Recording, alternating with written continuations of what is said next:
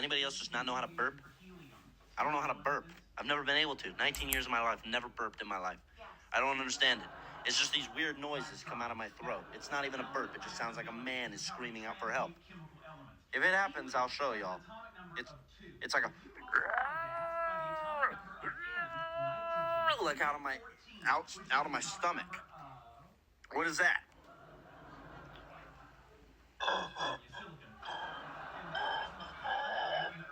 What was that?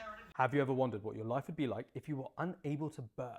No burp syndrome is a real thing, and the medical term is retrograde cricopharyngeus dysfunction. A bit of a mouthful. It's uncommon, probably underdiagnosed, and causes bloating and pressure in the chest, socially awkward gurgling noises, and lots of farting. This happens when the cricopharyngeal muscle in the throat is unable to relax and allow gas to pass upwards. This condition can be treated with Botox injections into the cricopharyngeal muscle to help it to relax, or by cutting out part of the muscle.